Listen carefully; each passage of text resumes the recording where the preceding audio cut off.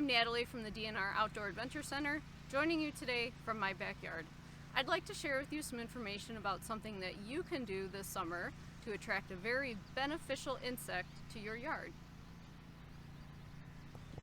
Meet the mason bee. Mason bees are ultra-efficient pollinators that are excellent to have near your vegetable garden or fruit trees. As you can see, they are also very gentle. This bee recently emerged from its cocoon. Let's take a look at a couple of examples of mason bee houses. Here's one example of a type of mason bee house that you can purchase already made.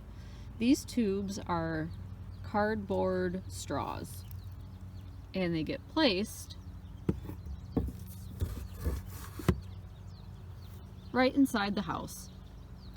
That way you can replace them every year and not have to worry about necessarily cleaning them out.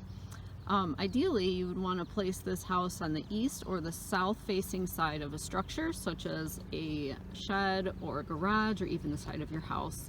Putting it on a structure like this helps to warm the bees' bodies early in the morning, and of course facing it towards the east or the south will get the morning sun. And not putting it on a post and having it on a structure like this will help keep the house stable.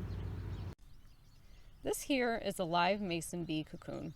I decided to purchase mason bee cocoons to get mine started this year. You can do this, or you can simply put a house out and hope to attract some mason bees that might already be in your neighborhood.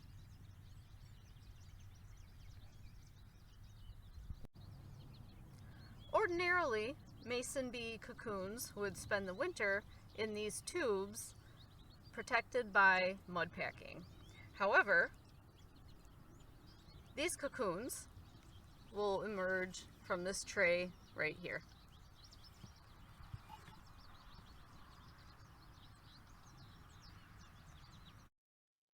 This is a mason bee that just happened to emerge from its cocoon as we were filming this video.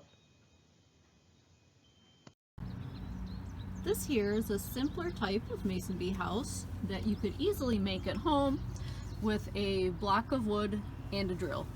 You simply drill holes through the block. Just make sure that you don't go all the way through, and you can drill different sizes that might attract different species of cavity nesting pollinators. Mason bees aren't the only species that use these type of structures. You could also use something like an old stump as well. If I zoom in a little bit to these holes, you can see some leftover mud pack. Mason bees did actually nest in this structure last summer, and so you can see some of the leftover mud that they've already emerged through.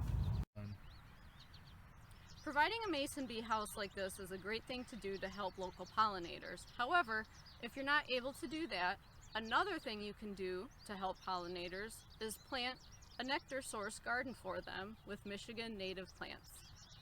Here's some resources that can help you get started. You can learn more about mason bees, other native pollinators, and planting a pollinator garden by visiting the following websites to get you started. Thanks for joining me in my backyard today.